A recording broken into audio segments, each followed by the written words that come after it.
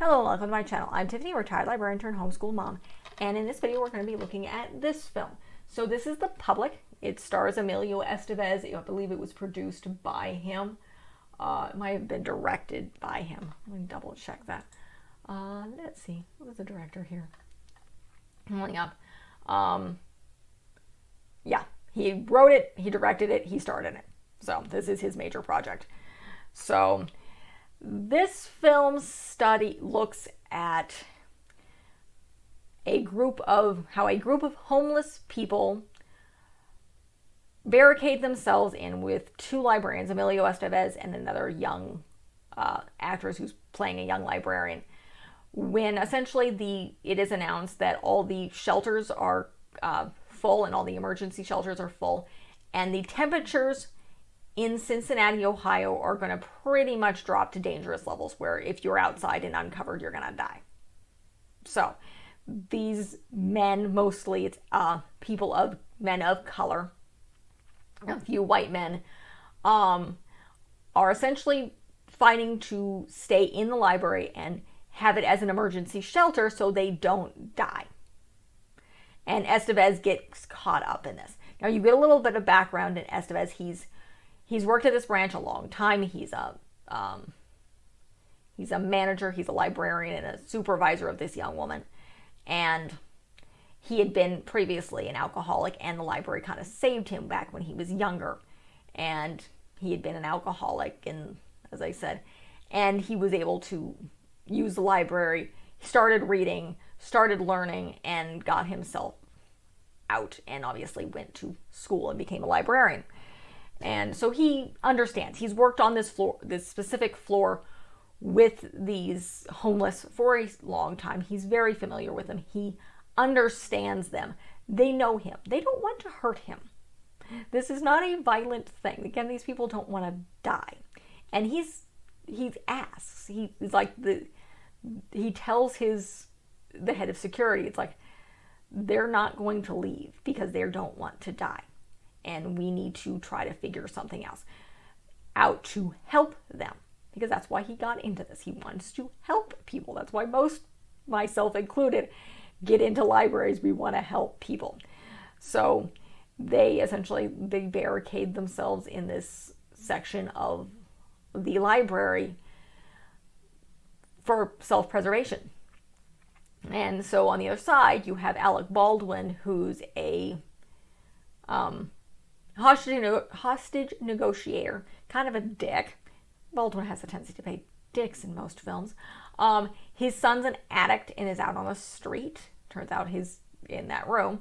And he's just kind of pissed off, and he's fighting with his wife, and his work has taken over things, and their kid is essentially missing because he's out on the streets.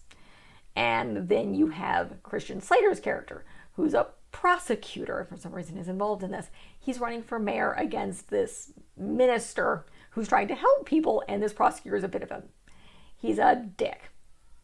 He's a major dick. You see him a little bit in the beginning of the film where for some reason he's involved in library being sued by someone, both Estevez and the head of security, escorted out of the building because he smelled, and they were getting complaints from staff and other customers that he smelled very, very badly.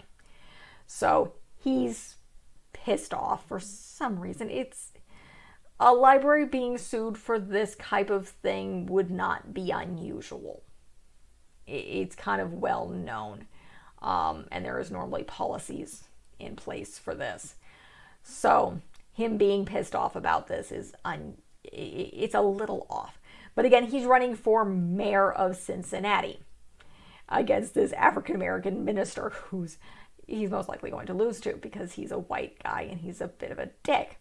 And Baldwin and Slater are the bad guys in this film.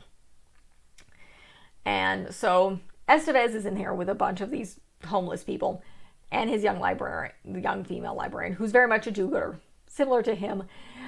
She wants to save the planet, like taking the bus and chastising Estevez for driving and all sorts of things.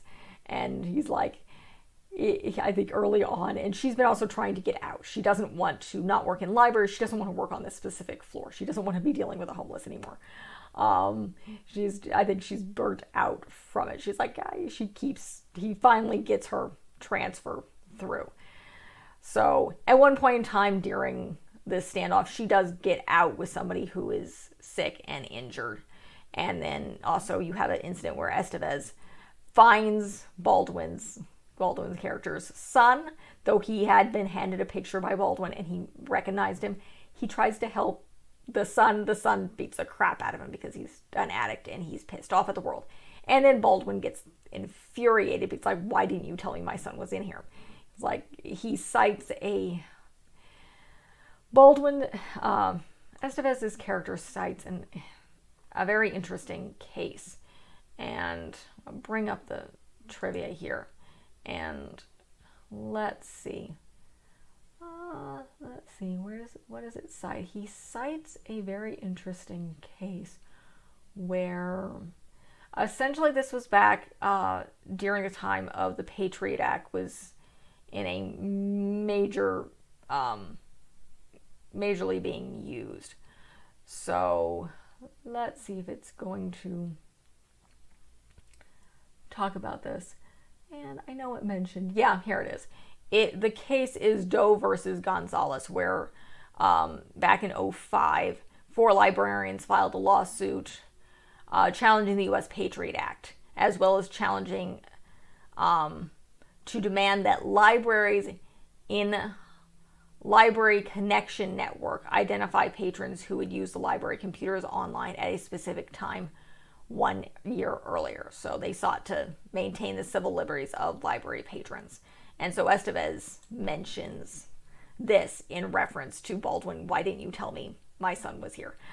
It's a little strange to mention that specific legal case, but it's brought up for some bizarre reason. I'll go into it in a little bit, why I think that's a little odd. So essentially this kind of standoff goes on. You have a young reporter who's played by, she's an African-American woman, obviously because the actress is, who's reporting outside. It's Gabrielle Union. So she's out there and she's trying to make it out that it's some sort of violent protest. Then she interacts with the kind of love interest of Estevez, who hands over her phone, has her talk to Estevez, who proceeds to quote Steinbeck's The Grapes of Wrath. And she thinks he's completely crazy. And this is all on air and she's pissed off. And at this time, the young librarian who had been working with him had gotten out. And she tells her off. It's like, this is required 10th grade reading in this city. How do you not know this? And you're an idiot. So, and shortly thereafter, the man who's running, the minister who's running for mayor, shows up with supplies for the homeless, and a bunch of people start showing up to help. So at this point, this is near the end of the movie, you switch to a scene of Baldwin and Slater's character, who basically, they say, it's like, yeah, we're gonna come out as the bad guys on this. It's like, yep. And they try to bring in the SWAT team, and they're gonna break open the doors, and instead the doors burst open, and Estevez and all these guys are standing there completely naked. Now you do not see anything but the waist up. So I'm guessing they were not actually completely naked, but you don't see anything except for the waist up. And they start singing. And this is in reference to something that happened earlier in the film, where Estevez and his security guy tried to escort a man who had gone completely naked and was singing in front of the windows of the building. For a downtown branch, this isn't quite unusual. It can happen. It never happened on my watch, but I was only at the main branch for about 6 months. So they do this basically to show that they are unarmed and they are harmless. And then they escort them all out of the building or put them on prison buses. And that's the end of the film. So it's a very good film in showing that librarians faced these social injustices there. And having worked at a library branch downtown for about 6 months, I was working circulation. I worked on what was then the technology floor of a 5-story building, which included the administration. So the computer floor is where the homeless hung out. So I worked primarily on that floor, and that's where they were because they wanted to use the computers. And that's where they hung out. That's also where the magazines were at the time. So, and the newspaper collections and things. So they hung out there. So I'm familiar with that. But librarians face this, particularly in downtown branches where you're faced with this conundrum of you're going to, particularly if you're living in places like the North, you're sending people you know who are, sometimes they're crazy, sometimes they're not. Sometimes they're just down on their luck. And you debating whether or not you send them outside to die. And that's what Estevez's character is faced with. And having been someone in that place, he understands and sympathizes with them. So it's a very good social justice film. I'm going to put this down and kind of talk about some of my issues with the film itself, just in way of library organization. And one of the big things is Slater's character as a prosecutor. He probably would not be involved in this, let alone be there. You have a county attorney. They would have groups that would have been involved in the normal lawsuits which happen, particularly since this is a city library. It had multiple branches. I mean, the Cincinnati Library has like, what was it? I found it on Wikipedia. They have, that's a lot. They have 15, no, this is the number of branches here. Where on earth is that? Up there. Because they have quite a few. Looks like they have 5 or 6. No, there we go. 40. They have 40 different branches. So it is likely that the libraries will get sued. So you have a county attorney. They probably have a specific group who I think at this time was and still is female. They would handle this. You wouldn't have a county prosecutor handling this. It's unlikely, particularly if he was running for mayor, that he would be in the building at the time. And there's far fewer people. I'm guessing this was done on a very, very tight budget. It took a long time to come to fruition. There were far less people than there would have been. One of the other things I didn't bring up is the library's manager, Estevez's boss in this, went and joined them. And why I find this unusual, yes, there technically would be a branch manager, but in my experience, having worked at a 17 branch system, let alone a 40 branch system, in that main library would be the main administration building. That would include a basically the head librarian of the entire system. And this is a person who talks to the mayor and the governors and the big wigs. And they would be there. And then normally there's somebody, at least in our system, there's somebody directly below them before there is actually, and then there is an actual branch manager. So there are far fewer library staff than there would be. Not to mention Estevez seems to be working all day and night. Though I think these libraries close at like 6 something at night. I could be wrong, but still. There are far few people here, I'm guessing, budgets, than there would be in a normal branch. Not to mention, you don't really see all the security. You see the one head of security, and you really don't see the rest of his team. So, which is a little unusual, but again, I'm guessing that has to do with library constraints. And so it's a little interesting. Again, there would be far more people involved. Christian Slater's character would not be there. He's a prosecutor. Why not would a prosecutor be involved in this type of thing? Normally, you would have the hostage negotiator. You would probably have a few other people. But again, this film was very much done on a smaller budget. So it is very good. It is very representative of what would happen. Yes, libraries would in fact be sued for escorting people out. The quote for the court case doesn't really make a lot of sense, simply because it would have been library policy for him not to necessarily tell Baldwin that his son was there. I mean, yes, it's an unusual situation, but in our library, the policy simply was you have, if someone comes looking for an adult, you can tell them you can search the library, but we can't tell you they're there because we don't know who you are. And I mean, yes, technically he was looking for his son, but his son's an adult. And whether he's a drug addict or not, it's not his place to inform Baldwin. Why he quotes this technology case, I don't know. It is one of the few library cases that are major. I don't know whether it went to the Supreme Court or not. I read about it in grad school, and it's been a while. So the other thing to know about public libraries, at least with our system, and I'm guessing with most, is the search history is deleted the moment someone logs off those computers, because they're public computers. They don't hold on to stuff. They're not supposed to.